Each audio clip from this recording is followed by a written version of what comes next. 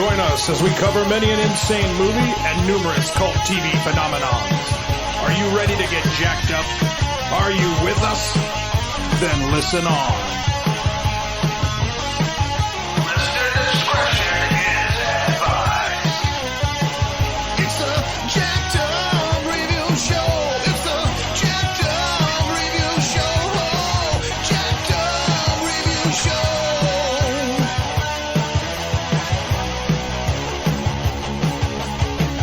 It's a jacked up review show. It's a jacked up review show. Jacked up review show.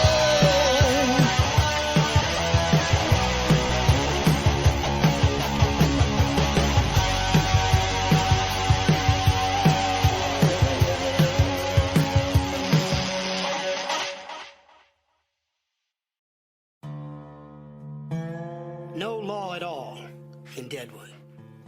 Gold you could scoop from the streams with your bare hands. People with cash on hand.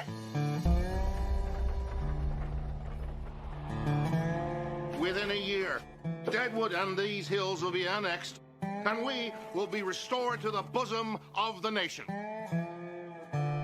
Does bosom mean tit? Same thing. Throughout Deadwood, comely whores, decently priced liquor, and the squarest games of chance in the hills remain unabatedly available 7 days a week. That is Mrs. Alma Garrett, whose husband purchased a gold claim for $20,000. I suppose a community such as this attracts a certain kind of man. Nobody's drinking, nobody's gambling, nobody's chasing tail. I have to deal with that. Get along with people, turn a dollar, look out for yourself. Just don't wait too long. You're gonna find out something now about yourselves and your fellow man. You may run for a long time. Fuck you. Fuck the institution. And fuck the future. You cannot fuck the future, sir. The future fucks you.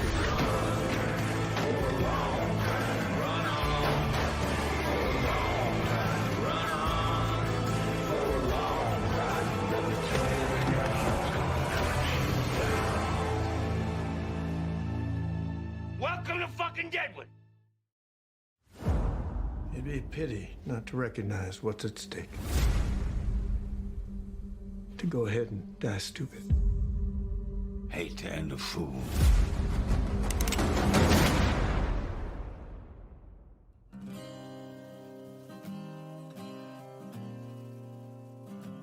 It's a pleasure to see you again. Must be my lucky day. Considerable time since seeing you. Some putting odds up, train bring you home in a box. The senator from the great state of California, George Ambrose Hearst. You murdering, thieving cocksucker.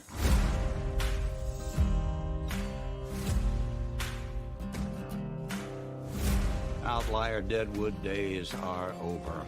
Walk with the future. Hearst won't take long before he honors the rigors of his putrid fucking nature.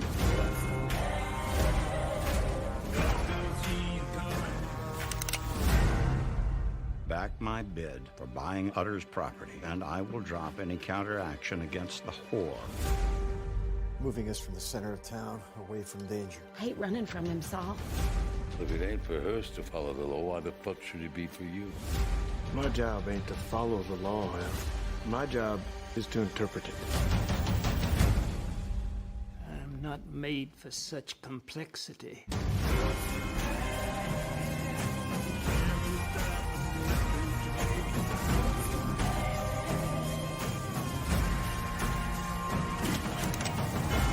I'm coming for you, Marshal.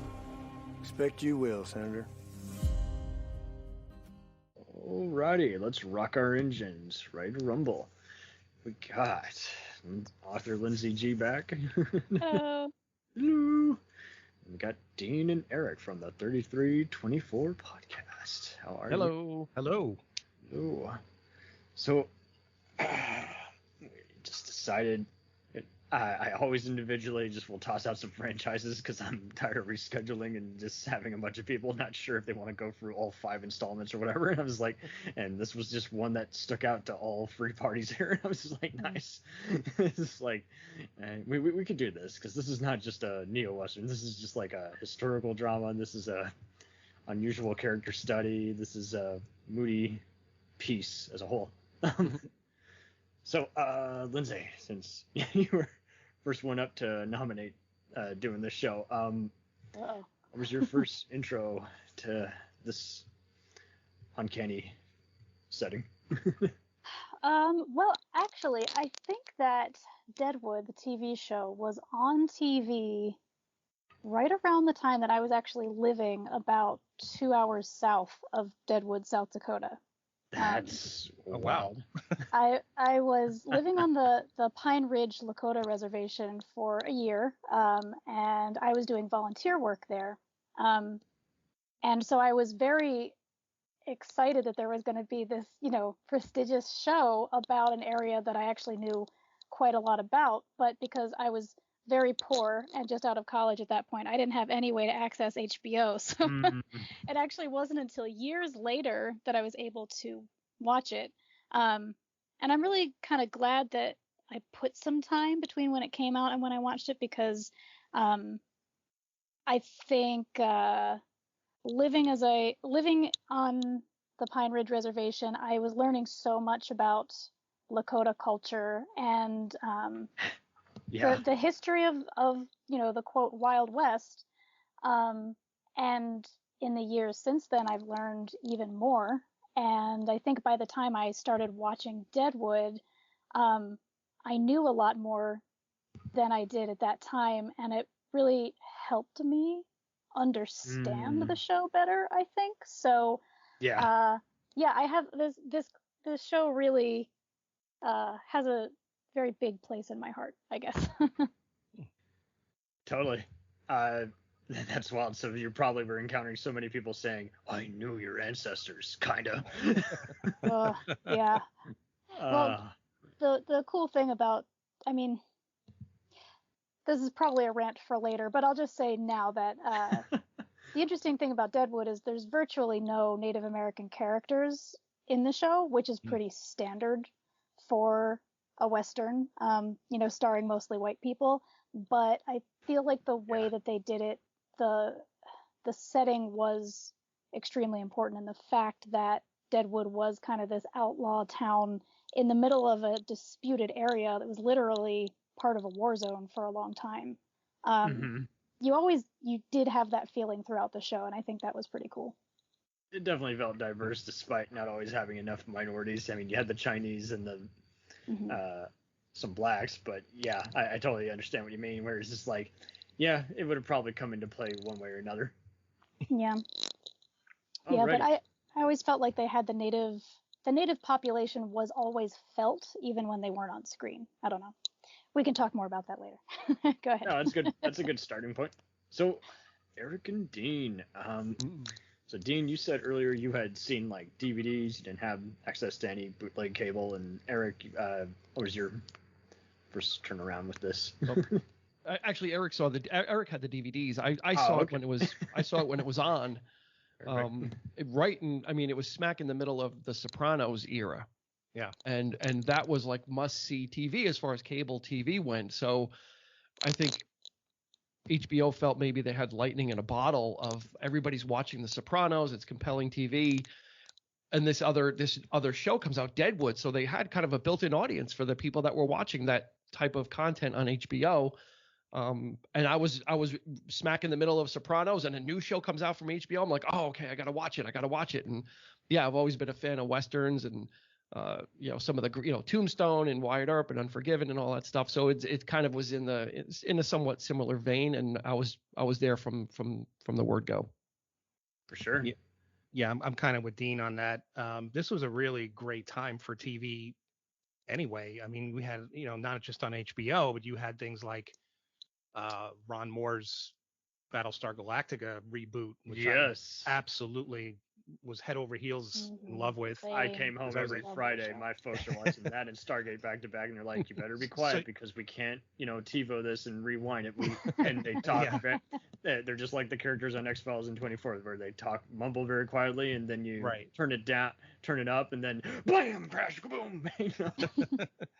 But it was I mean, if it wasn't this, it was reality TV. So there was this sort of long form, yes, storytelling happening at this point in time, which was really exciting. And there seemed to be something for every genre at this point. You already had shows like, I think, Oz, come out and, things like that. But then this is ever since 9/11, there's this sense of like bringing more authenticity to whatever the subject was, at the time, and making it more real and gritty and darker. Walter Hill directs the pilot, so Yeah. they're talking business. He'd even done a flop with Jeff Bridges years ago. I think Keith Carradine even has a brief part in it, like he did most of his movies. Wild Bill, and I was like, but this is more. He was one of my favorite characters. When they killed him off, I was like, damn it. Right? Yeah, because I went in there empty-minded too, and I was like, I had no idea. I'm sorry, I've been to Western museums before, but I've always kind of just, grown up watching just anything, just whether it was Western shows or just even popular blockbusters like Tombstone and Young Guns. And it's like, I knew they were always going to take free license, but I was okay with it because it was a Wild West legend. So, no one was ever 100%. But I know what you mean, where it's like, yeah, I mean, even though he's been dead, you still feel like he's there somewhere. The soul's watching over them saying, boy, howdy, you guys really do need me now. Pussies. I was really surprised to know that Greg Feinberg had worked with as a producer on Twin Peaks. And I have no doubt, I can't confirm, but I have no doubt that Mark Frost, the co-creator of that, had worked on Hill Street Blues years earlier with David Milch. So I'm sure he put his name in the hat saying, call this guy up, he's your dude. But I find that so interesting, just go from Twin Peaks to this. It's like same kind of scenario, uncanny town with colorful characters. Yeah, very similar disturbances. Yeah, true. But yeah, there was a bunch of other big names I was really surprised to see. I'd seen a bunch of other people who had worked on a few other things, but yeah, this is pretty much, Milch is just basically at the third stage of his career, and he's just using a lot of the same writers and supporting actors that he used on NYPD Blue, and just like, yeah, and you're going to play this character, and you're going to play that, and, doing even a Wikipedia, just comparing and contrast, is like, yeah, I can totally see why they, compared and said, yeah, I think you can play this character, and you do look somewhat like the photo, Yeah. I didn't become like every other biography that you watch now, and you're like, not even close. But no, yeah, that is a good point. How everyone's always kind of sort of known about it. That you've always seen clips at the award shows, or just in general when there's a special about groundbreaking TV shows. I've always heard about it. Ian McShane, we were always kind of recognizing it and everything. We're like, oh yeah, that's that one guy who's always, Mr. Stuck he was so good. So good. Well, that's the thing. You attracted names like I mentioned, BSG. I mean, Ron Moore started on Star Trek, so I was a big fan of Star Trek. So that was just a no-brainer for me, because I actually was a fan of the original series back in the 70s, as a kid, and then I was like, yeah, I really enjoyed his writing. So that's a good contrast, because that was another one, like, both those are mentioned in Men in Hard Times, talking about people making rare breakthroughs in the TV from the 80s to today. And that was kind of the same way, where everyone was kind of saying, oh, why bother? You're remaking a campy 70s show. And it's like, they got some free promotion through conventions back when that was first becoming kind of a thing again. Yeah. And by Edward James Olmos just kind of did some reverse psychology, where he's like, anyone who wants the 70s Battlestar, turn away. And everyone was, they took the bait. They're like, oh, I'm gonna check this out now. He refused to do the show. If I see any anything with 3 eyes or 6 arms or whatever, I am going to faint on set and I am going to leave the show because that's not what I want to do. And he was, so it was a very human take, So but, true, because even though this is made kind of similar to a Western show where it's on a set and everything, it doesn't. Everyone forgets the production was not that same way, and that's a good point. Those sci-fi shows is like, even though they were similar and even had a few people doing calls outs to earlier 70s, 60s cult hit shows, they were not the same way, even though they were kind of a love letter at the same time. So yeah, that's very true. Is like, and I can kind of see how, much like Oz, which I think is another underrated HBO gem, is owned by Reicher Entertainment. Yeah. Which I think has also coincidentally gone to Viacom. This is also co-owned by Paramount, so I think that's kind of why it was kind of a Fox CBS kind of move, where it's just like, we don't want to fund this anymore because they're getting half the profit so far. So, but I do know that the guy, Christopher, what's his name, who was like head of HBO, he was kind of a shady character. He got in trouble years ago for like doing some bitch slapping on a girlfriend, and he was also kind of on the record as echoing that many of he and his colleagues didn't necessarily, they're like, just because it's on our station doesn't necessarily mean we like it, so they were kind of bad mouthing Sex and the Sopranos. So it was like, well, gee, you hack, you are on Yeah. don't air it if you don't actually love it, It's just like, biting the hand that feeds. Yeah, and Absolutely. He's now the head of Stars, and they're doing similar shows now. Okay, yeah, that makes sense. Power. Right. So it's just like, so I think he's embraced it now, but it's like, fuck you, seriously. Yeah. If I'm gonna greenlight something, I better actually, make it for a crowd that's gonna give me my money back, or, take passion in it, instead of just be like, yeah, well, it was easy money. Yeah. Now, well, I wonder though if Deadwood was easy, like ever had the chance of being easy money. It was because it was a Western that really took sort of the poetry that you always want out of a Western and just like pushed it as far as it would go. It was so high-minded, and the way it was written and performed was just, I mean, it was hard to even follow along with. Sometimes I'd be watching a show and like, maybe I had too many beers while I was binge watching it, and I'd be like, what the hell are they even talking about right now? Like, it felt like I was watching a Shakespeare play sometimes. Yeah, if you're not paying attention, to every scene, if you look away for whatever reason and leave the room just to go, get a drink or whatever, you come back and it's like, what just happened? You got to go back and, because it's that detailed. It's that, these characters are all, they're all going through all their crises, and this very existential thing happening in all these shows that are just kind of like, they're dealing with problems, and this is ambiguity. This guy's not really a hero. He's not really a villain. It's yeah, they all have their issues, and it's you really got to keep up with it. And, I did too. Track. I had to have like kind of a Wicca in front of me, a glossary while I was watching it, and oh, smart.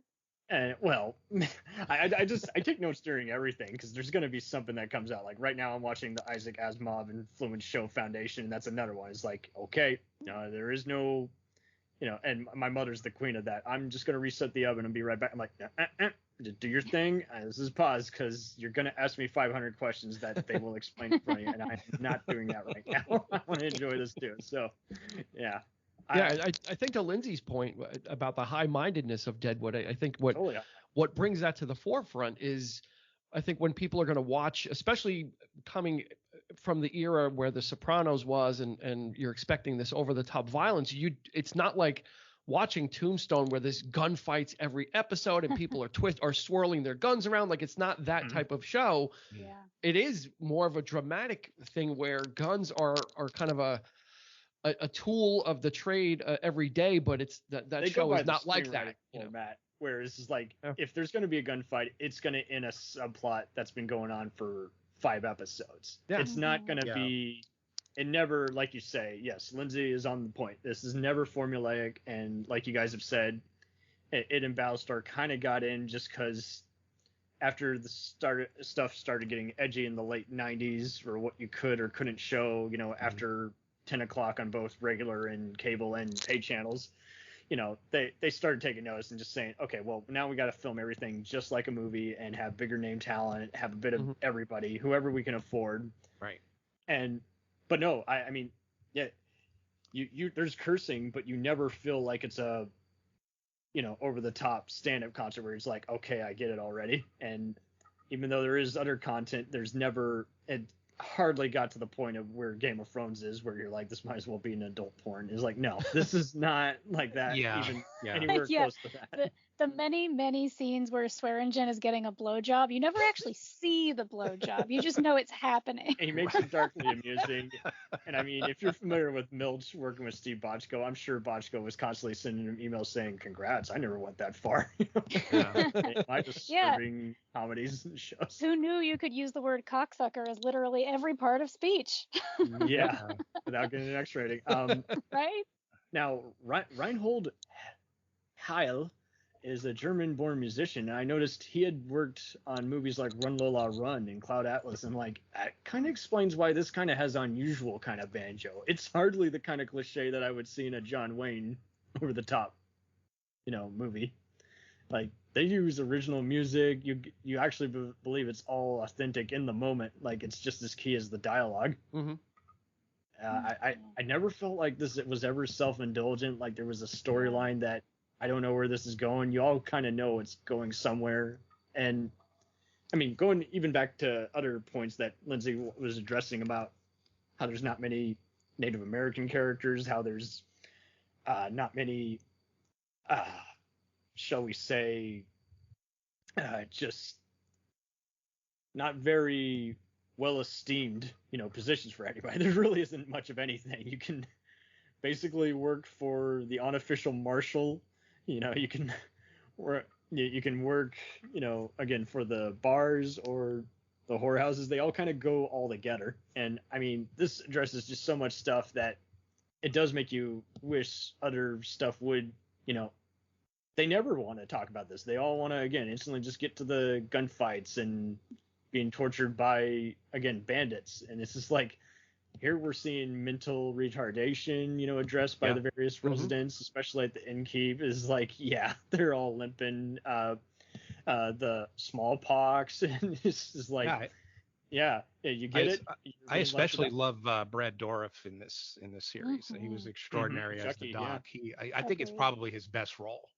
You've seen him in all these really eccentric type roles where he's a villain or whatever, but revisiting this, I really enjoyed every scene he was in. He always played a crazy guy or just idiot villain, and I guarantee you he probably loves it too. I've been fortunate enough to see him at conventions along with his daughter Fiona, who's kind of gotten into the same kind of shtick as him, and I think that's a good way of putting it, where at this point, he couldn't go wrong, and he was able to at least just do a different kind of characterization. And I mean, seeing him do this back to back with Lord of the Rings, I do definitely think gave him. Oh, he's still very batshit crazy, but he's,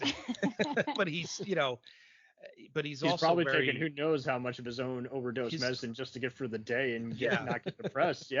His humanity in this thing was terrific, and that's what I liked.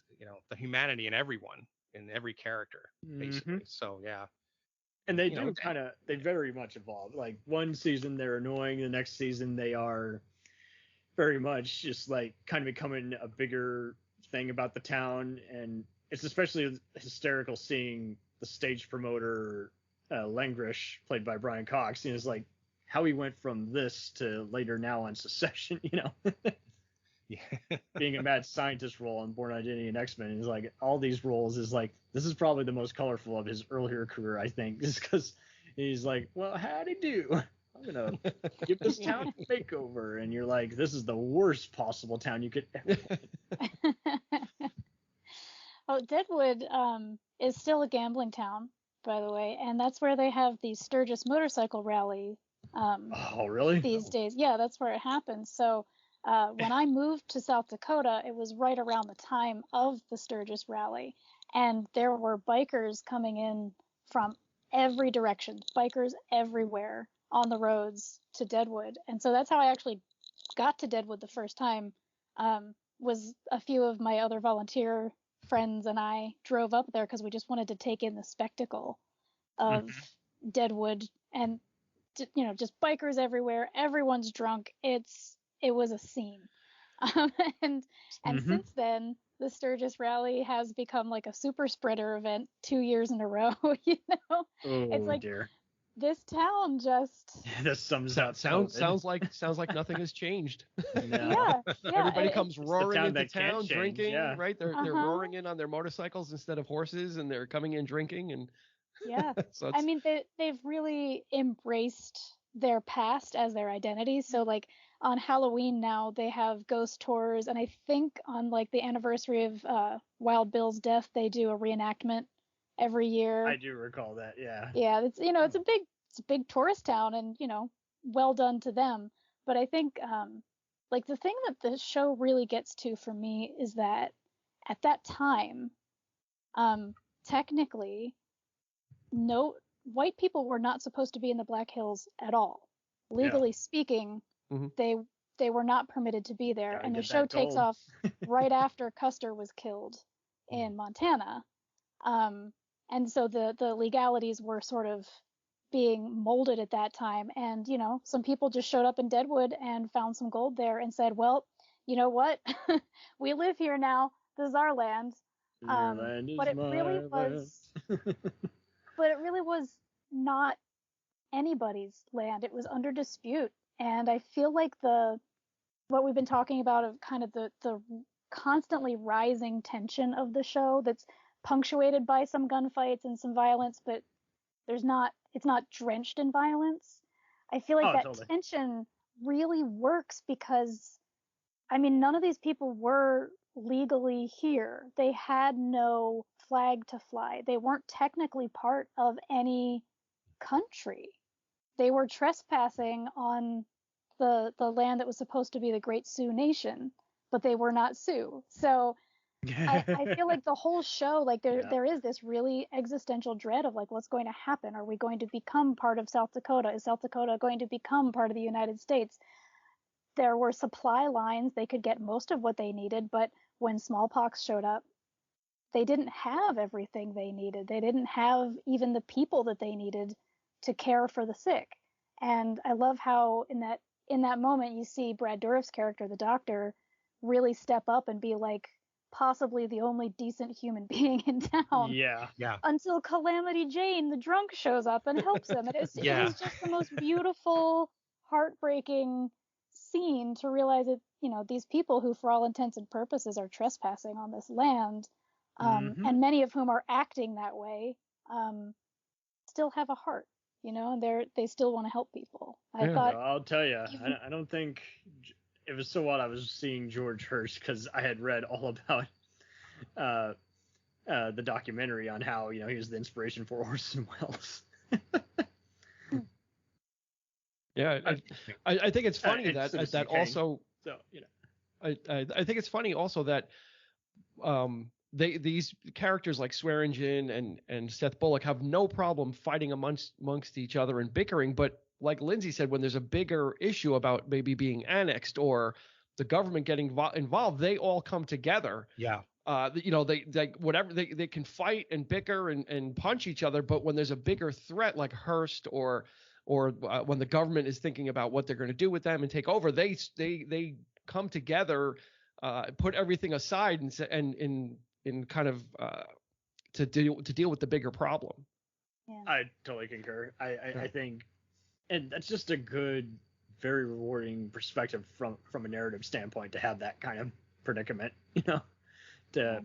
Everything comes full circle, so it doesn't just feel like you're just making this up as you went along. And I mean, everyone's definitely very just comfortable just all bringing these to life. It's especially fun seeing Brom, Alma's husband in season 1, played by Lassie from Psych, and Bosch himself, Harry Bosch. Titus Welliver is one of Swearingen's, uncanny, is like he's a messenger at first for forum between him and another guy he's bickering over, and then he ends up becoming his right hand on him. It's like, that was a plot twist. I'd like to know if that was inspired, or if they. And I mean, this show, I had seen Rome, which came later, but I mean, that when that was first pitched, it was often told make Deadwood, but during Roman times, and so I do kind of like how this kind of inspired a bunch of people to just start making a bunch of historical kind of fiction, but not getting too over the top. Some of them did later on, and this one I think just wanted to just be like, okay, so the stuff we're gonna, do for plot's sake, you can see why we had to change a few things up, like Trixie is going to be married to this one guy who did become a sinner, but in real life wasn't married. But let's just say for this purposes he was. So it's like, okay.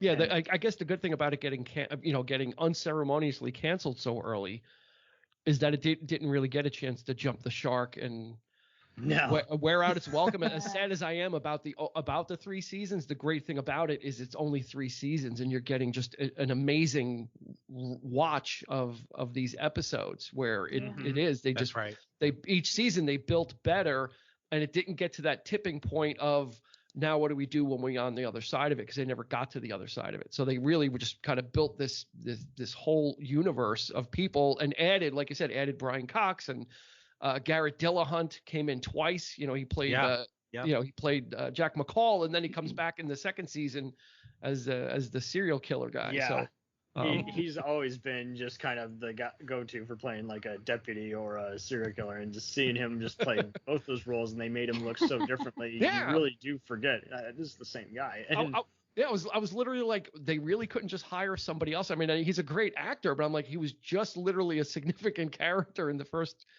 season. Like, he was throughout, and not just a background character. And then all of a sudden he shows up in season 2. I'm like, oh, there he is again.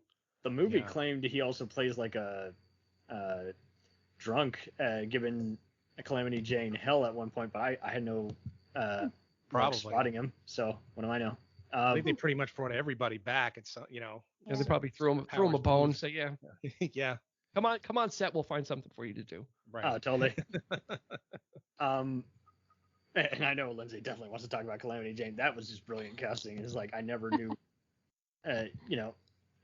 Robin Weiger just playing just so against type, and just I don't know anyone else who would be brave enough to do that kind of role, because we were kind of having crappy, casting back in the day where everyone was like, oh, everyone's got to look pretty, and it's just like, well, this is none of these people are pretty, so no, we're a historical piece, so and do you feel like most of these people who are portrayed are playing kind of the best versions of these outlaws for the most part, or historical legends? I think so. I think I think what's extraordinary is the production design in general, the grittiness of it, everybody's dirty, everybody's the mud in the streets, it's very visceral, and you just kind of you believe in this world. So no matter what happens in the show, at least you got that to draw you in, and it's like, okay, this is interesting, so no matter how many times they say the F word and this and that, which sometimes it's a little much. It's like, I don't think they talked this way back in the day. But I think, Dean, you pointed out, we talked about this earlier in the week. I think you had pointed out that back in the day, terms like goddamn and things like that were a big deal. Yeah, back in the day, that was a big deal back then. But saying saying fuck is like, that's up in the ante, because it's HBO, and they, we have to get it, we have to go that far, but boy, every other word, but it's a lot of, I don't think it doesn't seem gratuitous in that way. Like I definitely don't get a lot. You really feel like this character, like Swearingen. I mean, this is just the way. This is who he is. This is how he talks, and that's part of his language. And that's that it's testament to a remarkable actor like Ian McShane to do this. So you really believe in that character. So to your point, Cam, is I think everybody who played in this thing was This is make it or was break excellent. it. You know, Excellent. Yeah. Some of them are at the second or third stage of their career, and some of them are at the beginning of their career. They've just been like a guest star, you know. Yeah. And you see their later choices on. It's like I totally understand. Like I think this is why Gerald McRaney has only been playing villains. He is never playing Simon and Simon my God. again. Yeah. You know. And again, we've talked about Trixie Paolo Malkison. You know, she's on Benaba and other similar moody shows like Sons of Anarchy and Ray Donovan and. I've never seen Stephen Tobolowsky as a crooked commissioner. You know, he's always the funny guy. So it's like, okay, that's very against point. There's a bunch of other guys who, I mean, I've seen them in other later productions, and I can see why this got them more roles. Like especially W. Earl Brown as what's his name? Dan Doherty. Dan Doherty, yeah. Dan. The guy he fights against in that brutal fight was an actual stuntman who'd been in various movies. So it's like, yeah, all the casting of this makes sense. That was I brutal. know.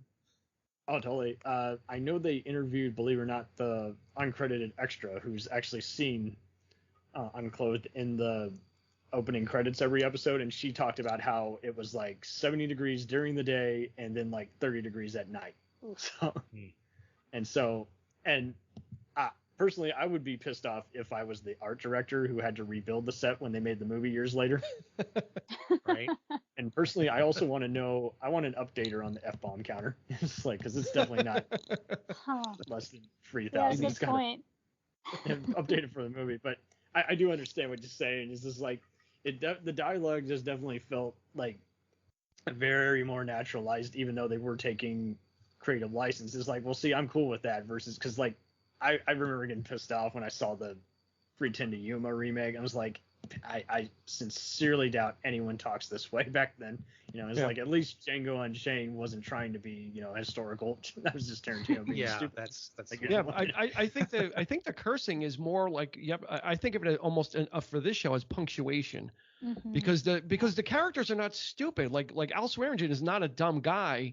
Right. No. So it's not like that. This is the only way he knows how to talk. I think that, you know, I think they're more like kind of inflections and punctuation to get their point across of either frustration or they use the same word. Yeah, like you said, in different tenses and in different ways, depending on the situation. So I never thought of it as, oh, they're just not smart characters or lack the vocabulary, because they certainly know how to get their point across. And that's the great thing is how these characters are written and how they communicate. Yeah. It's just that the cursing's a byproduct. It's kind of like, we throw these in just to kind of punctuate the point.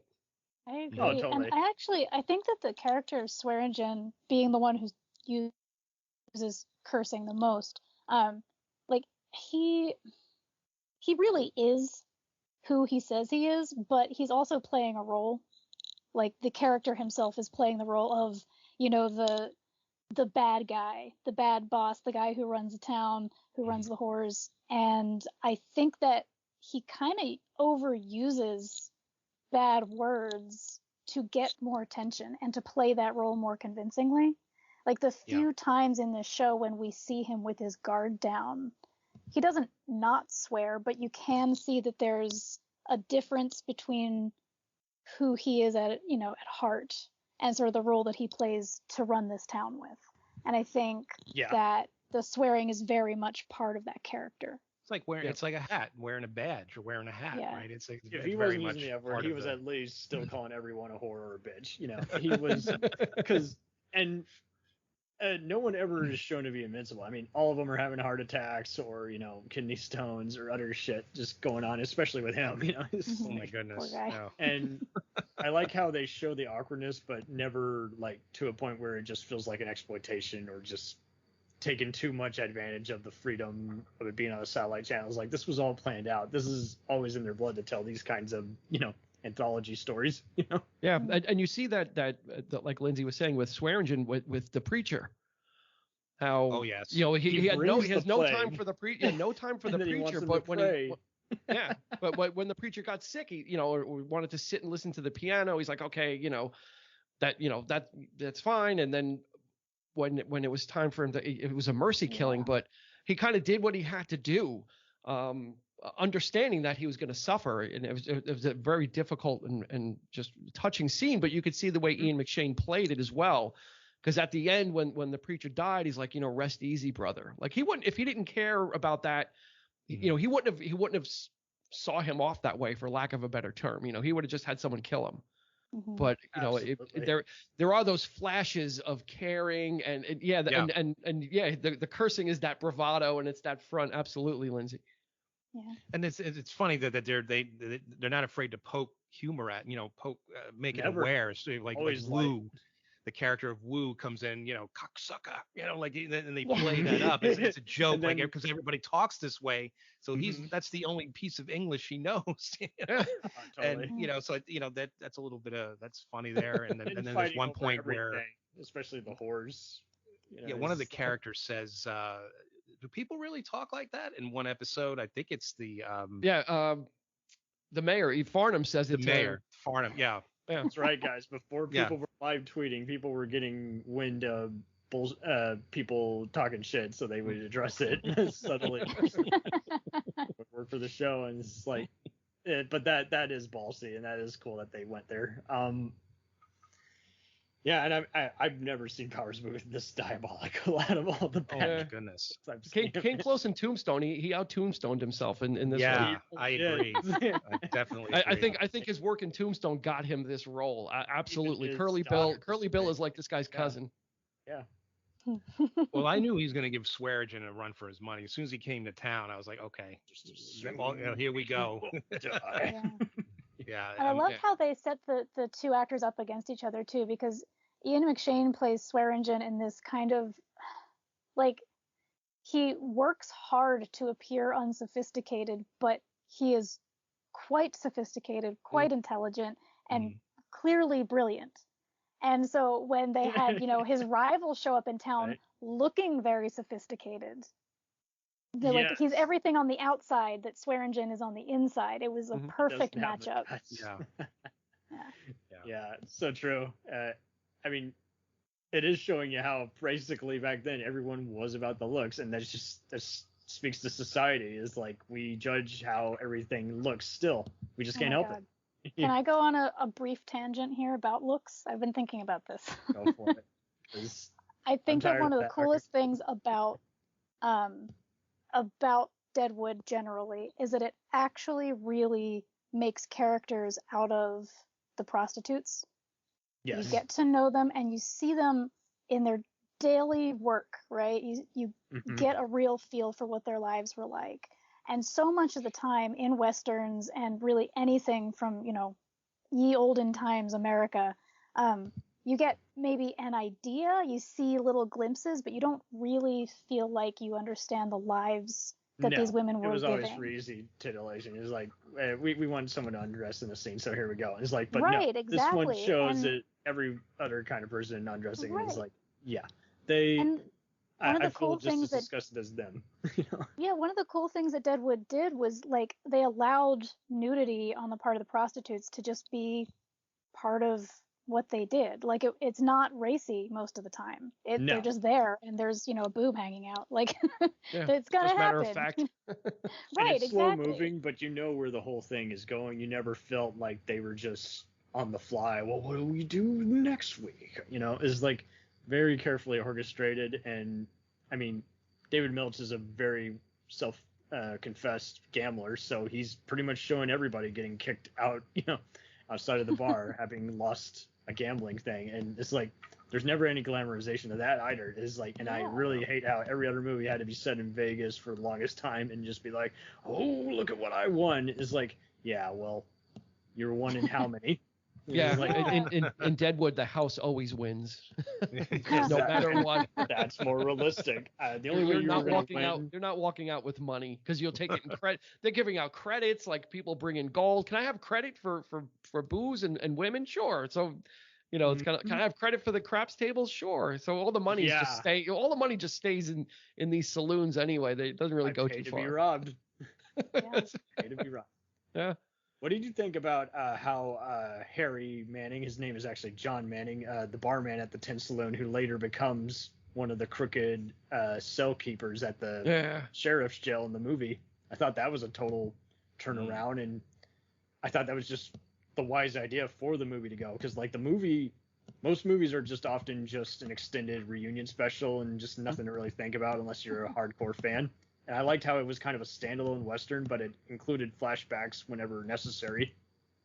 And having it be all about preventing one giant lynching and taking down some of Hearst's mercs for hire, I thought that was the best way to go. Yeah, and it was a quick throwaway line too. During that scene when that character's coming in to kill Franklin AJ's character, and he says when the other guy comes in, he goes say you saw me trying to kill him, and it happens so quick that you almost don't hear it, because he basically confesses that he's in on the kill, on the setup. So I thought, it was kind of like a very quick throwaway line. It's like, and he's like, hit me on this side of the head. It's like, wait, what do you mean hit you on this side of the head? wait, back it up a bit. Yeah. Brilliant casting there by Don Swayze. That's right, Patrick's brother. Yeah, he was the other guy. Yep. Yeah. There was him, and there's some other guy playing one of the other gun guys, but I liked how it just kind of even related to today, how we're just capturing crimes on, we needed a phone back then. And it's like, and this went back to the typical, well, the black guy was there, so by default he is guilty, because of prejudice back then. Yeah. Even in Dakota. And so it's like, it was a good motive and race against time scenario. And it's just like, that. And I do like how, again, just everyone is vulnerable.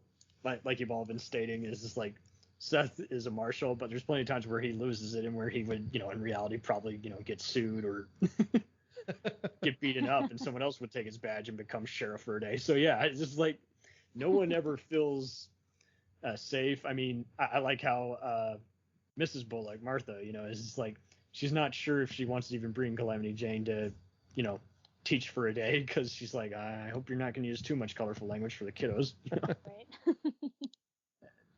Just taking a trust in the most unlikeliest of people. Can we just take a moment and appreciate the character of Calamity Jane in this show? Yep. Absolutely. I was gonna, I just absolutely fell for her completely. And actually, going back a little bit to the issue of appearance, I really thought that in Deadwood especially, you see the difference between the appearance of the prostitutes and, say, the widow Garrett, right? Yes. And Mrs. Bullock, and how completely opposite ends of the appearance spectrum they appear on. The women with money and status, like they never have a hair out of place in public. Oh, totally. And they are dressed head to toe, like you can't even see their necks most of the time. And that's very true. Both Bullock and Garrett, just both opposite ends. The men marry out of respect to care for the widowed, and and these are the women who have men looking out for them, who have money, who have the respect of the community. They are completely covered up, and that's how things were in these times. In Victorian times, like a woman's ankle, like if you showed an ankle in the wrong place, they thought like heads would explode, But meanwhile, on the other end of the spectrum, you have the prostitutes who, their tits are hanging out and nobody cares. And then in the middle of this, you have Calamity Jane, who is kind of on neither end of the spectrum, wears men's clothing, doesn't do anything to make her appearance palatable to anyone. Yeah, you do kind of gotta get the sense she kind of had to buck up. She was tired of having to beat every guy an inch within their life when they were hitting on her. So yeah, that tells the story all there. Just the rough and tough time. I mean, even when the Earp brothers visit, much like Jane, they were always kind of portrayed as just a gunfighter who ends the saga, in a episode of TV or in a movie. And it's like no, they're just a spectator. And sometimes they participate and other times they don't. But yeah, in Jane's case, she basically, it was so cool to see her kind of go on her own adventure in the movie. And, much in the show, she kind of was just kind of finding the most unusual friends and just honoring Wild Bill. Yeah. And she did develop in a realistic way. It's not like by the end she was sober and had turned her life around, but she had, the character had progressed through the seasons of kind And of everyone's dealing with some walking of those through things mud, and too, being a help and helping out and doing all those kinds of things. Well, it's interesting. You mentioned the spectrum. One character that hasn't been mentioned yet is Joni Stubbs, and she's yes, sorry, she is the well-to-do prostitute. Looks very much like Alma Garrett. Her hair is perfect, but you see her character go from that to she's sleeping with a couple of prostitutes in the bed. And you really do see a different side of her unfold in this thing too. They do. So it's They go into very and of course the uncomfortable relationship that she has with Jane. So so how many of them are underage? How many of them are just doing this just to get by? They're not actually serious about it, so their heart's not in it, so therefore they're not giving it their all. And yeah, I mean, I can't think of any other stone that wasn't unturned in this whole predicament, especially on that scenario. And I like how everyone can be like annoying one episode and then funny the next. It's just like, well, that's that adds a extra set of realism to it. I mean, William Sanderson from Blade Runner, I don't think I've ever seen Evie be even more annoying. And then by the movie, he's now the mayor. I'm like, well, okay, someone had to take it, I guess. That makes sense. I don't think there's an episode where he's not getting under somebody's skin or something.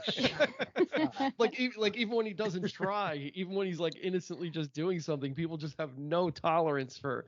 Even Al gets sick of him after a while. He's like a walking worm. Like everyone just absolutely. I just love the fact that he's like gum on the shoe. Yeah, it's like, totally. Get away, get off. And you sit on my bed and try not to bleed. You mentioned his character in Blade Runner. It's like his JF. He's going by a different set of letters there, but it's like it's essentially the same character. Like he's the the sap. Like he just gets basically So. He was getting out of B-movie territory.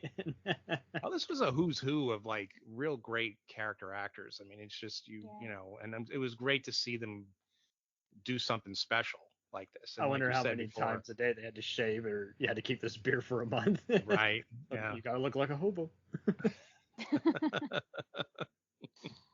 Especially God, I can't remember his name. The guy who never talked, but he always wore suspenders.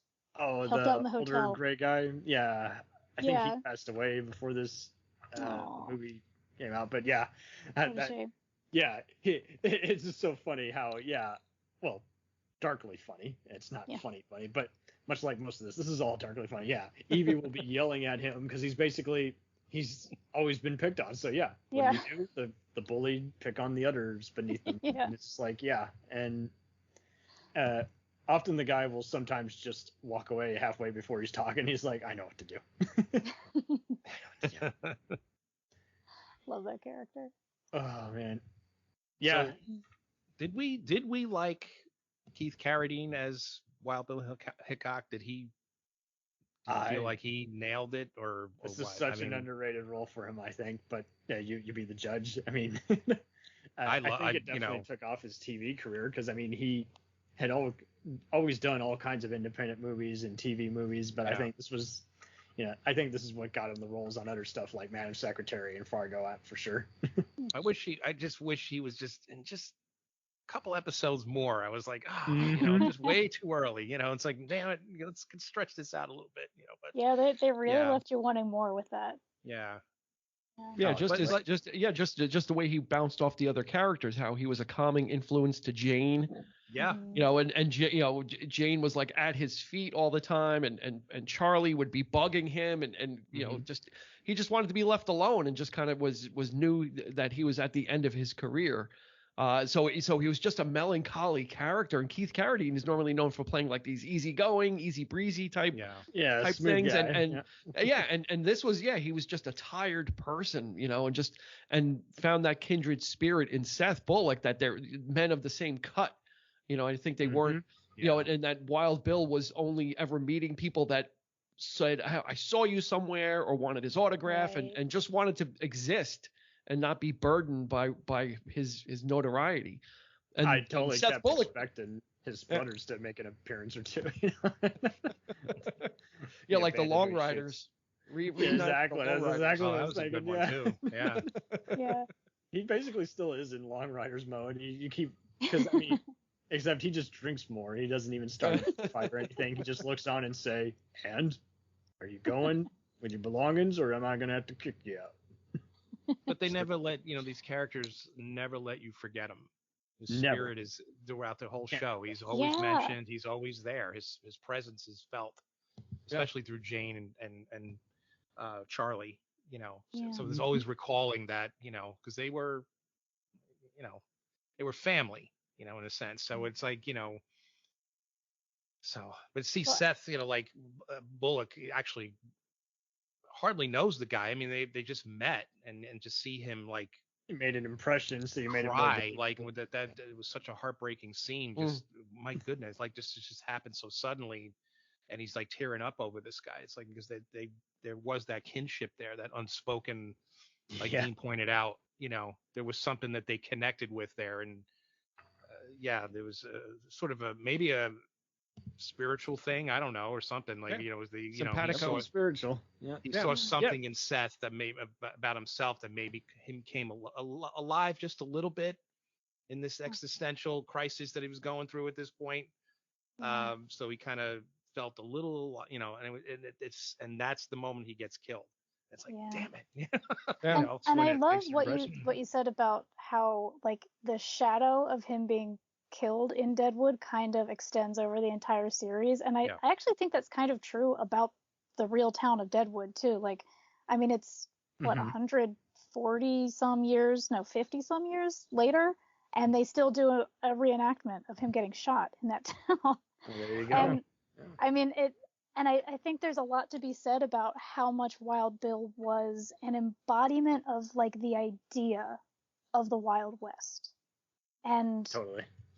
I mean, the time at which this show takes place is the mid 1870s, and that really was kind of the height of the Wild West.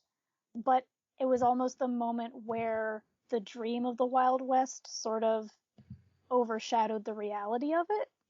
And I feel like the fact that, Wild Bill was killed in this, typical but not exactly glorious way, during a card game, shot in the back, and it kind of, I don't know, it kind of crystallized a moment of what the Wild West was and could be and was supposed to be.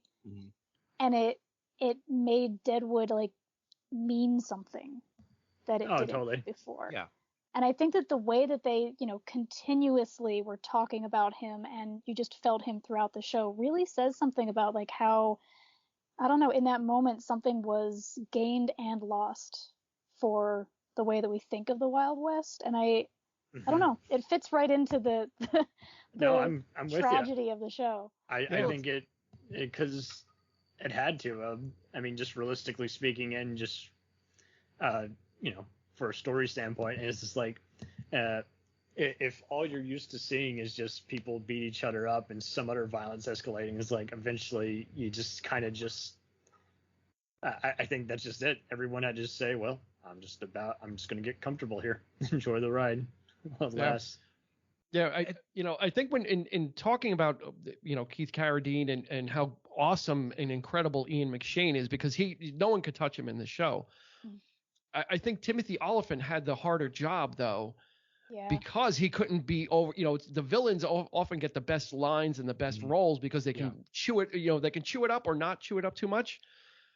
Timothy Olyphant, I think, did most of his acting visually. Like the character never says a lot, but the way he walks and like just gritting his teeth, just like his torso doesn't move. He like glides through crowds, and That's just right. the way he looks, he'll look from like the top of his hat, like he wasn't a big name before this. He really, I mean, he was in like Gone in 60 Seconds and some other films, but this was like a big role for him, and I knew to play the opposite. He had to be the opposite of the over the top Al. Oh, totally. I had seen Scream 2 and Die Hard 4, but I knew he was in this, but I hadn't seen it. It was just one of those, it's like, oh, I've heard good stuff about it. He's getting talked about quite a lot. He's the shit now. He's appearing in everything now. And so when he got Justified, which, I binged a lot during college, it was like, yeah, it makes sense. He's playing a modern day cowboy, and then he's showing up on The Mandalorian, which is a total tribute to these earlier roles. And it's like, Boba Fett's armor. Right. Yeah, I think what it is too, it's like, like Dean pointed out, like the way his body language is almost a classic Western trope. Like it's the tall, the straight laced guy, like just quiet, So, but then they're at the same time they're subverting the cliches, like we were talking about Wild Bill, saying like very much like Unforgiven. They're kind of. That's a good point. I was going to say that I think kind of like breaking those classic Western, like the romantic aspect of Westerns back in the day. Totally. Unforgiven down. And that's up. There's some similarities there. I think I thought of Unforgiven a lot while watching the show, because how Clint, have you ever those seen tropes? Yeah. Have you ever seen any other a gun for hire who just has to say goodbye to his, kids and just say, and who's widowed and says, and you got to take care of the younger ones. It's like, well, how do you do that? You don't really know. And it's just such a sad scene. But yeah, I think it definitely made so many modern day Westerns just reignite, and it just kind of sucked because after a while, there were so many bad Westerns in the 90s. I already mentioned Wild Bill before I mentioned this, which had Keith, and it was like, but I mean, the interest never stopped igniting. It's like there was always TNT was taking advantage of it. It was like, let's have a mini series or a 2-part TV movie, every few years. And I mean, you can tell Keith just embraced that because I mean, he'd been in so many period pieces by Alan Rudolph and Robert Altman. So I mean, I think all these actors were gonna just be used to doing some kind of historical drama. And I mean, I do like how Carradine apparently, I do recall him hosting Turner Classic Movies, including Stagecoach, which starred his father John. So yeah. So I think I think these guys are all gonna go down in like the Wild West Hall of Fame just because like there's considerable significance here. Absolutely. Yep. Yeah, and there really hadn't been a Western television series either that ran. I mean, it was So like, you get Unforgiven, you get Dances with Wolves, you get Tombstone. You get these one-off westerns that kind of revitalize, but you don't really. Now you have, I think, Yellowstone, which is kind of like a neo-western type thing, but totally you didn't have a western for maybe Bonanza or Gunsmoke. Even Hell on Wheels was an answer to this kind of okay. So it's just like it was like the AMC version of Deadwood. But that's true. Everything else had to be kind of a neo-western, whereas like we're referencing everybody, but they're in modern day criminal or cops. Or clothing. Like Breaking Bad is basically a neo-western, but it's a very minor comparison to what an actual western is. Hence neo-western. It's got western elements, but it's not a front western. I think it's just because it's set in the desert. I mean, that's really it's the look of the show. That's all you need. That's right on the surface. It's just more, to me, it's more noir than anything else. But that's a remarkable show too. But yeah. And it was kind of another one, like hearing somebody talk about it was not going to do it any service. You had to actually seek out and watch it. Like when I heard, all the potheads talking about Breaking Bad, I could have not even remotely braced myself for what I was in for. It's like, no, this is a very well done addiction. And with this is like anyone else, don't let anyone tell you. I know this sounds kind of contrary since we're talking about the show and telling everyone else to watch it. But it's like, no, actually sit down and make up your mind about it. Because, I mean, people who don't like it, I mean, I've seen people who don't like Westerns like this show. That's how groundbreaking it is. Yeah, because it's character. Character comes first. Character. It's like I mentioned before, like all the shows at this point in time really didn't matter what genre it was. It's not really about the plot necessarily. It's more about this really huge emphasis on character. Now, I mean, it's pretty much everything today as well. I mean, it's not changed. Not even it really kind of started in the late late 90s, early 2000s, with just the landscape of television just became more everything about character. It was the ones what that they're going through, about, and the ones that worried about content didn't last too long, but the ones that did actually make great use of their intense story, they still have a fan base. There's still someone checking them out, and I'm glad the HBO Max app launched when it did, because it's like, well, okay, good, you got all your gems here. Yeah, and I think you hit on something with saying that you could probably take these stories. You said for people that don't like westerns can watch this. You could probably take these scripts and put them in like corporate America with cutthroat companies and transplant it, and it wouldn't be right. It's not particular to. It just so happens to be taking place in the 1870s, but it's not directly tied to it. Meaning it's the setting, but the characters are so compelling, and what they're going through could be transplanted in, the back and forths, the alliances, the backstabbing, the double dealing, all that could be put in any era and be just as successful with this type of cast and this type of writing. Just so happened to have been in the West. That's totally you would that's like true. to think, in this That's sort of another no thing man's land kind of setting, right, and I mean, Badlands. that's really what makes a Western, right? Like in the same way that a space opera is basically a Western happening in space. You have the thing that makes a Western is that the action is going on in a place where there's nothing else. You're on some kind of frontier, you're on your own, and whatever happens here stays here. And I really think that that's one of the things that Deadwood did so well, is that feeling of like there's this thriving community here, and we're actually all working really hard to make it work. And the reason that we're all working hard to make it work is because none of us fit in anywhere else. No, this is the only place that we can be. And that's why Swearingen does everything that he has to do to keep this town running, because this is the only place that he can be at this point. It's the only thing, and he needs to rule over it. But because that's so true, because you do feel like the town is very much alive. Even all the background players are really just you feel like this is an actual town, because like nowadays if there was like maybe a bigger respectable name, they would still just fall victim to just relying on casting big names and just kind of letting the camera just do fancy close-ups of them and just letting the actors carry the movie. And that just is a turn off for me. I really like it when you actually are thinking about how to detail some kind of significant life in something that may have happened, and because it is not an easy feat. There are plenty of people who just can't seem to walk the right way. It's kind of, I had some pals who were actual cowboys, and they would get pissed off when they saw someone. It's like, I can tell they're not a real cowboy because their belts, they don't even have a belt. So. You city slicker. My ass. Yeah. rolling. Nope. Yeah, I think Deadwood benefited from having that lived-in look, and it was all practical sets too. Thank God that this wasn't done now, where they would want to CG some of the we can CG the backgrounds, we could CG this. Right, yeah. This needed to have that muddy, like Erik said, that muddy lived-in look to it. These people needed to look dirty. You can't just smear, like they legitimately look like they rolled around. It didn't look like someone just smeared a little on them. And then the rest of their face was clean. It was like Calamity Jane looked like she slept in the mud somewhere, literally. And then she got up the next morning and she's covered in mud. It's like, but she's sitting on a bed, or she might be sitting on a porch.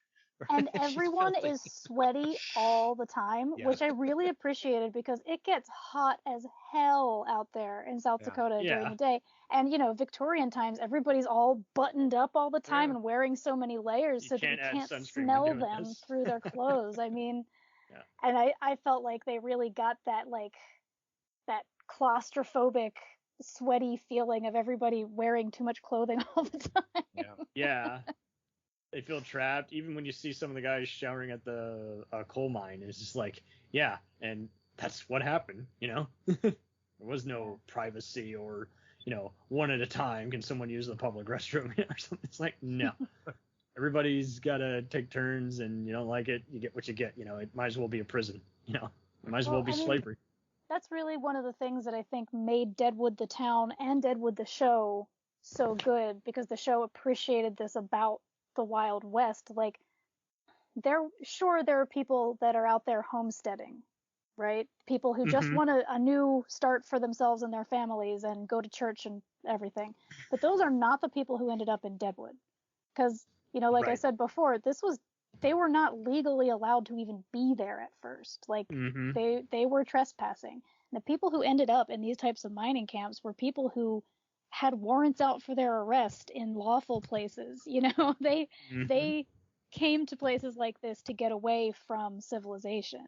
And I felt like just even the grubby feeling of the show and the aesthetic and the way that, like what you just said, like it might as well have been a prison for all the privacy you had, like kind of makes sense. A lot of these people were running away from going to prison. Yeah. And it's like, this is as good as it gets. So it's almost like Casablanca, right?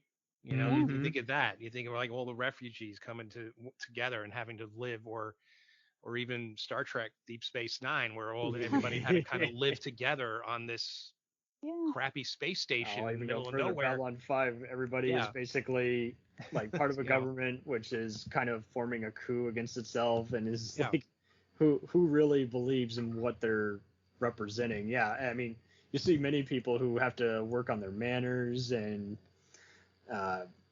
just all other sorts of. But it makes for great entertainment, though. Like you have all these shady characters. You have, you don't know what's up with this guy and that, and through it all, you get to know these people.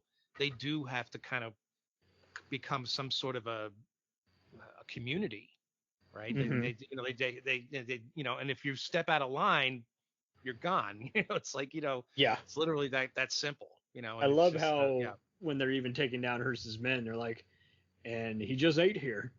And it does make you wonder. It's like, yeah, they could have saved themselves the trouble by actually poisoning him, but did anyone actually know how to do that even here? With that food, he's not too far off with EB's food. Oh, that's true. Until Aunt Lou came and started cooking. That's right. 3. Yeah. Ooh. Season 2. Yeah. Yeah, Aunt Lou. Yeah. Oh man. Well, and something else I wanted to say, and so this doesn't really follow the conversation, but I'm just saying it because I've been sitting on it this whole time. Is how much I appreciated, like, again, going back to the prostitutes. I have a vested interest in accurately portraying the work of prostitutes, particularly in, I think, Wild West settings. They would always be like, no big deal, we're naturally in love. I'm like, no. Well, because the Wild West, as we think of it now, relied so heavily on women doing this labor. There was a brothel in every town because most of the people that came out to work on the mines or on the farms were men. Everything was a degrading position, and it just reminds you of how back in early Hollywood, how, an actress or actor was not much different than this profession back then. So it's just like, well, but that was a step in the right direction, breaking through, just saying, because especially when the stage manager, I mean, they kind of hint at the circus freaks that would have been out there. I mean, those guys also, once again, that's a degrading position too, back then.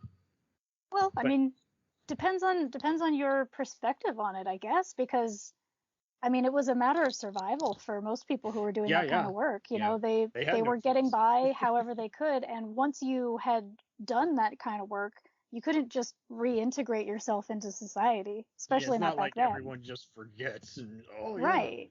It's like, and they do that a few different times when people are partying. You're like, didn't I see you at that saloon? Right. You were great. But it means a whole different subtext. You were great.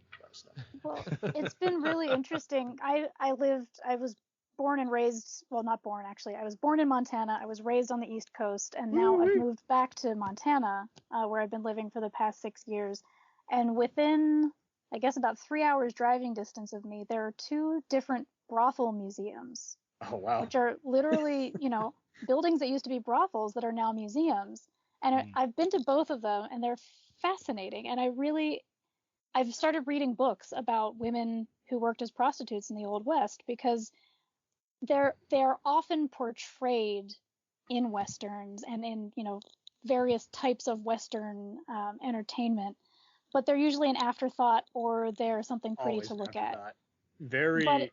In fact, building on that, I feel like many of them, back when every other movie was basically politically incorrect, they would just treat them just so poorly, like they were just a body shield in one scene, no thought given to it. I'm like, well, Yeah. that happened, but you're doing it very carelessly. Like, you're not realizing how this was survival. Is like They're not human beings in some certain Right. cases. Yeah, they're not portrayed as. But yeah, Deadwood did a remarkable job portraying, bringing out the humanity, but it's like, I wonder though, here's a question. I mean, in today's landscape with the cancel culture and all this kind of thing, do you think a show like Deadwood, this is a really great example, could it still play out the way it did? It could still work, but you'd be more tight-lipped. Like, there was this one show on Stars that was about strippers. So it was, I mean, there was Hustlers, and that earned J-Lo a award nomination. So I mean, but like you say, it might not be as easy to navigate. I mean, and if there, I haven't heard anything chaotic about behind the scenes. So yeah, the only black eye for me is just seeing Jeffrey Jones, because fuck that dude. Yeah, yeah, and I'm surprised they brought him back for the film. But I was like, what is he doing They here? didn't even need him. He just gives one speech that could have been delivered by anybody. or just cut out even. I was like, what? That's kind of strange. Huh. Yeah, I don't know. I guess they figured, hey, he's a shitty person, but shows up on time. I don't know. And that it does make you wonder how many people just say, I don't get the logic behind that. I'd like to think they weren't sympathetic toward him, but I don't know. Yeah. I think it was an honest portrayal of it was, representation was there in this show. I think before representation, I think, became a thing nowadays, where everything's sort of grandstanding and we have to do this and we got to do this and we have to show this, and I love it when people just did it back in the day without any, we weren't told that they were planning to do this. They would just do it. They left him alone. They had names attached to it. They took a chance on him. Right. And like you say, nowadays everything is just way too much. The studios are getting impatient, so they're just trying to appeal to the nearest investor. We know everything that's going to happen in an upcoming Marvel movie. Like, we're going to have, a gay character 2 years before it comes out. Exactly. Before it's even written, even. It's like, we're going to have a gay character. We're going to have this, this person, that person, whatever. I don't know. Anything that went wrong, we can digitally erase all the boom mics and the nipple slips and the. If we're making Marvel comparisons, I'm gonna say that George Hurst was the Thanos of Deadwood.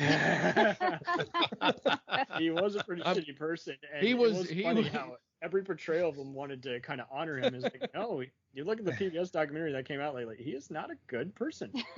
He was Gerald McRaney was the Thanos of Deadwood. Absolutely. He came in and everybody shivered and everybody was like, what's going to happen to us? He was the guy that could destroy everything with a snap of his fingers. Right. That's right. From that point, because he was a real bad apple on everything else from this point on. Longmire especially. Which I think is probably one of the best modern day westerns. Yeah, dude.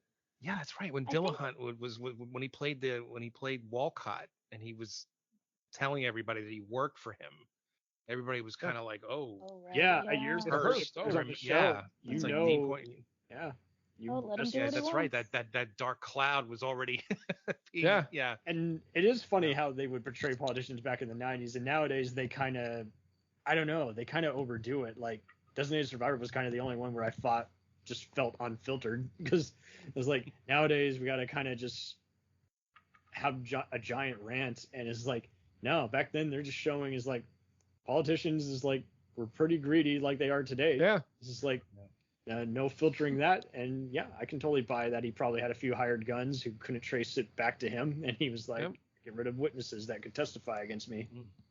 If you had money, you had everything you needed, as long as you had money. Yep. Where there's a will, there's a way. Yeah. And that's actually maybe something that really made the town of Deadwood and the show come together so much, is like nobody really did have money there.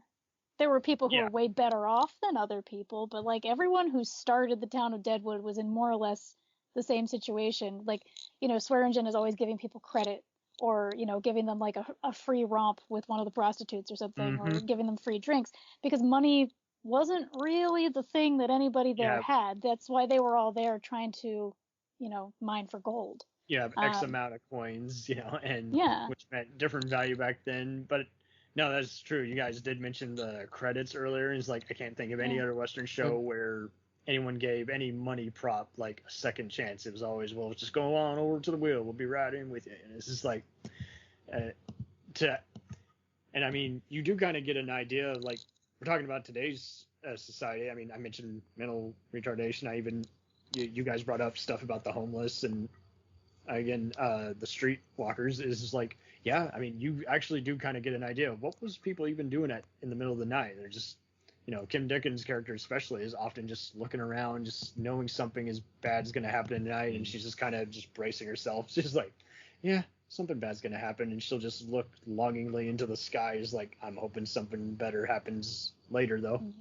Yeah, just a feeling, a kind of a Hopelessness. feeling of dread or despair. It's kind of like you lived in a time when, a gunshot goes off and everybody like runs to the window and looks, and they're seeing a scuffle out in out in the main drag or whatever. So I totally get that. It's just like, we weren't sure what was going to happen, especially like Lynsey said, this was a territory that was. They were run off by the Indians, and I think they mentioned that in the series that they were run off, but then they came back. Yeah. So you talk about you don't even have the shadow of the government to protect you, or organized government or anything. So you're literally out there, fending for yourself. There's anything goes, so you really got to watch your back. Oh, I take that back. I forget there is that one Native American fight in season 1. I think it happens around the 8th episode. Yep. Yeah.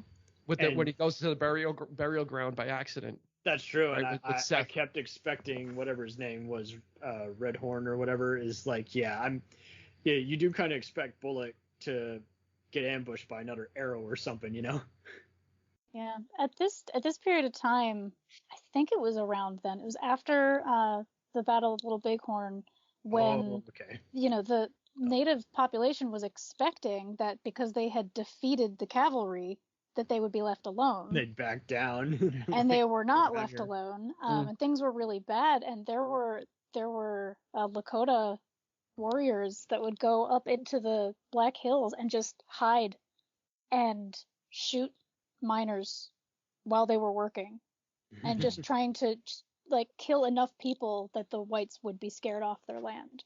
And it didn't work, sadly, but it was very dangerous to be in that area at that time if you were a white person.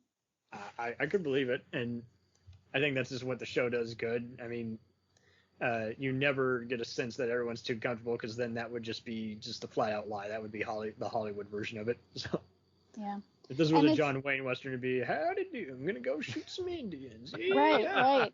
And I actually always thought that it was really interesting how Swearingen, what does he call them? Swear. He calls natives like dirt worshippers. Dirt worshippers. Dirt worshippers. Yeah, the when off-colored names. I mean, he can't.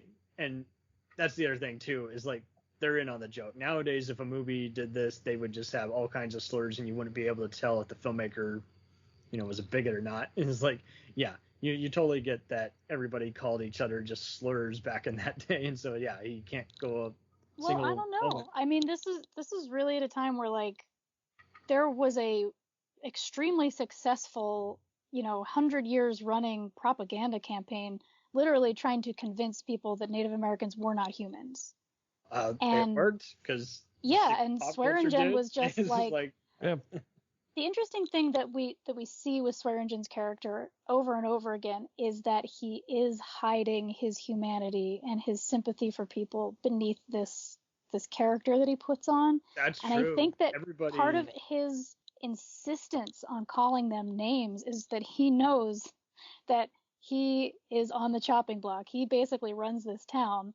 So if the natives take the town back, he loses everything, and probably including his own head. So totally. I would see similar promotion to The Sopranos, and like I disagree with the Sopranos thing. I mean, it opened the door for stuff like this, but I mean, those guys are proud of who they are. He is not proud of who he is.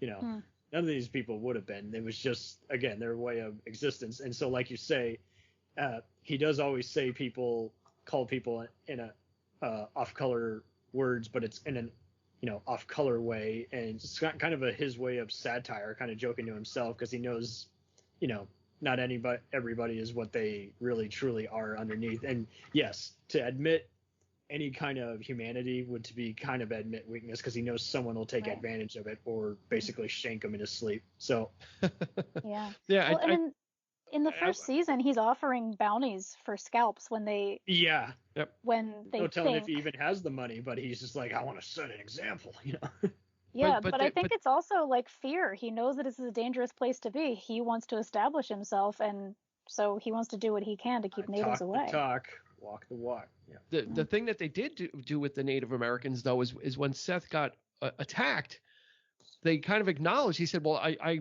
the reason why I got attacked was because I kind of trespassed on their burial area." So he kind of understood, and then because he said he needed to be buried a certain way, and they made sure that they did that as well too. He was so going they kind on of a side mission and scouting, and Yeah. he learned from the mistake, and he never goes there again. He rarely even goes out of town ever after that. And so they did treat that part with respect. Where Swearingen, they're heathens or whatever they are, but they did the time that a Native American did actually appear on the show. He attacked somebody, but there was a justification for it. It wasn't just murder. It was like, well, this was his sacred ground. And Seth Bullock actually understood that. He goes, well, I turns out that I trespassed when they found that structure that he built. Yeah. Totally. So I thought that was kind of interesting that they did acknowledge that. Yeah, Absolutely. that's actually a really good point. And it also points to the fact that, like, I really think that they weren't working hard to make every aspect of the show historically accurate, but because at the beginning of the show it's right after Custer was killed. I mean, they were right in the middle of the Great Sioux Nation, in their most sacred land, is right where Deadwood is. And I like that they're showing that the characters recognize this. It's not just like, oh, there might be some people hiding in the trees who might shoot us.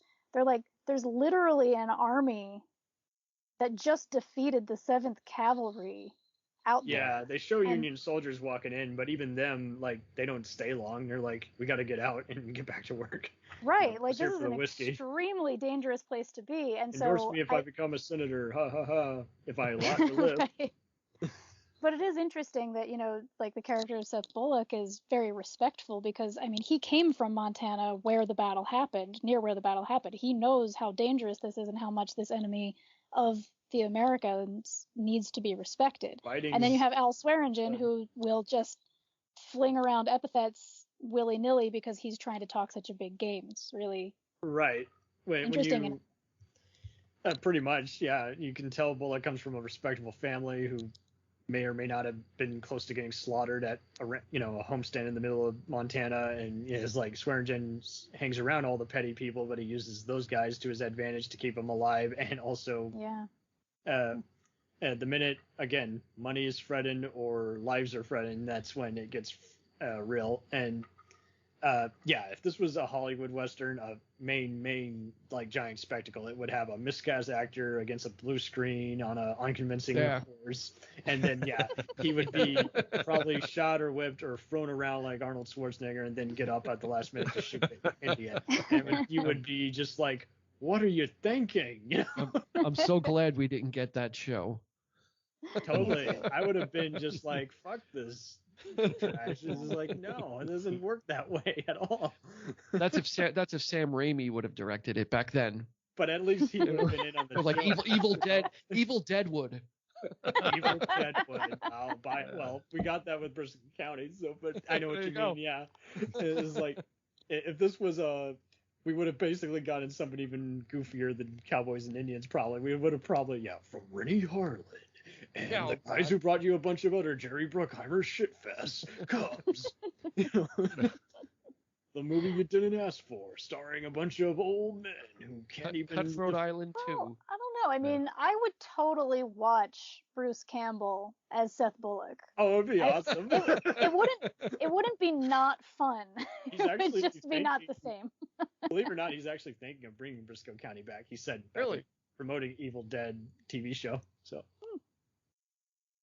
I'm gonna cross my fingers because that show was also a great. That wasn't well. See, we even talked about that here. It was like that was a good fantasy show. Yeah.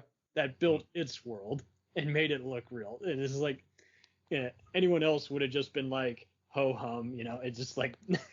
You're just copying High Noon for the billionth time with a close-up of the church bell and guys going out for a duel.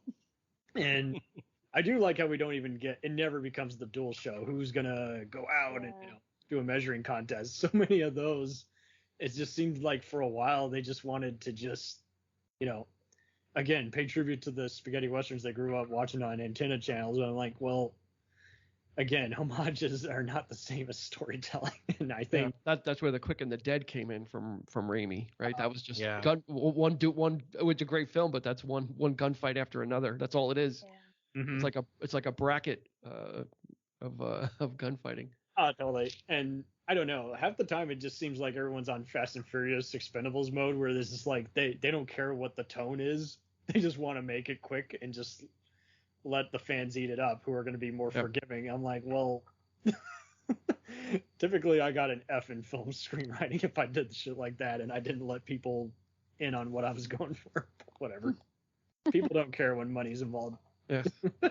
So in many ways, you guys have all summed up. This is also kind of a breakdown of just movie making in general. Like, you couldn't make this any other way. It would just be too long. It would flop at the box office, or it would just have something that it would have a bunch of actors who don't even look like what they say they are. Yeah, I think they call it lightning in a bottle. Just at the time when this came out, where people were, before the splitting of streaming and just all the different ways to consume.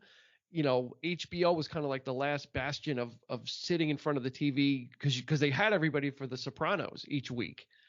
So they kind of had that last hurrah of before you were choosing different streaming things and everything was so segmented that this was cable. It was still kind of this was still kind of an event for cable where people were tuning into it, and like you said, nowadays it's going to be on some sub channel like Epix or something. Said on Twitter about this scene. We're back to clickbait again, where it's just like, don't do it, guys. Don't even comment if you haven't even seen the movie or the show. Come on, keep moving. Move along. Nothing to see here. You might end up dead in a bar fight. That's it. Or in a whorehouse. Or get fed to the pigs. That's where you'll end up with. Oh man, Woo's pigs. How many people ended up in Woo's pigs? There were definitely. He mentioned I killed that one cocksucker. Yeah. So yeah. Oh, they just always. That's it. You just went there, and I hope those pigs were not used for bacon. They never really said if those pigs were pigs just for eating. Or pigs that got eaten eventually. They were used for bacon, especially back in that day, because. It does seem like, come on, look at today's world, we're still having the argument over factory farming. So yeah, I can totally buy that. They were eating shit and being shitty people on their bacon. Well, what else would a pig be for in a town like this? They're definitely eating those pigs. Gosh. But I know what you mean. And just like the argument of the horse, it's an interesting parallel because you kind of almost expect them to be arguing over property. Like, I get to sleep with the horse tonight. It's like, no, they're arguing over the horse. And the guy who wants it doesn't even want it. He just wants it just because he spites, anyone who's black, Yeah. And so they're all great, interesting side missions. There's no need to even do a movie version of the video game Red Dead Redemption. This is it. That's it. You got it here. Yeah.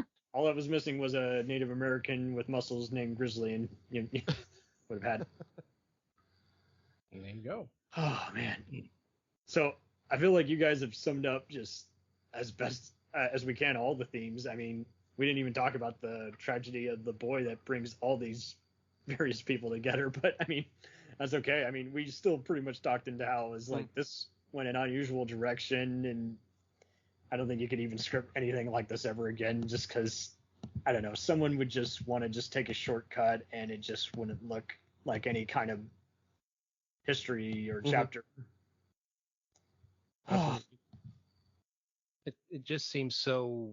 It doesn't seem that long ago either. And yet No, it is. It aged very well. You know what I'm saying? Like it just feels.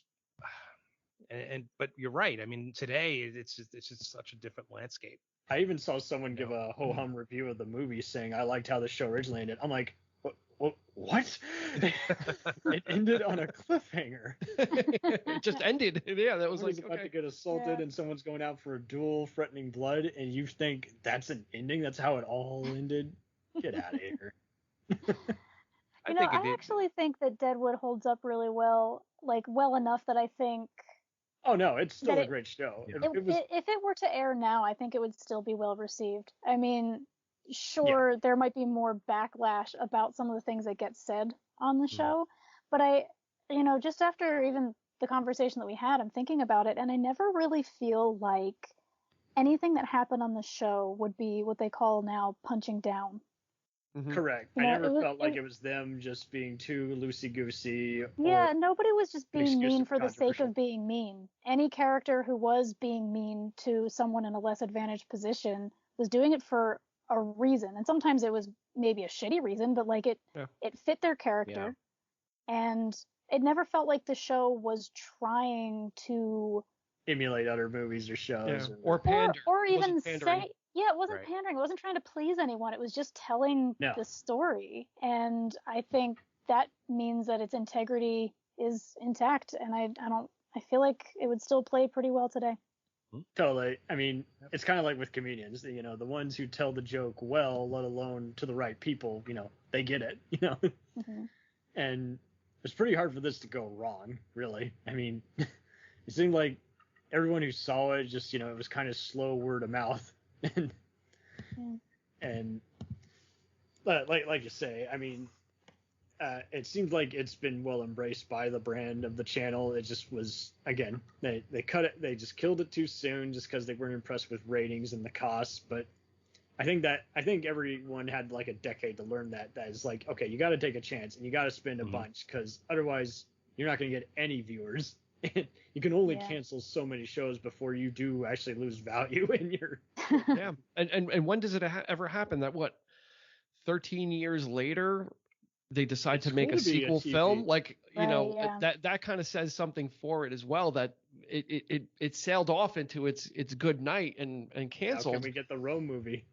And it's kind of like, oh, okay, it got its 3 seasons canceled. That's it. And then it's like, okay, how many years later we're gonna close it out? So it must have meant something to somebody at HBO as well, or that they got everybody back together for one more go around. Was listening, I think, and I saw some. It's a shame because I think that is, since Milch has, of course, unfortunately, gotten dementia. This is it, and.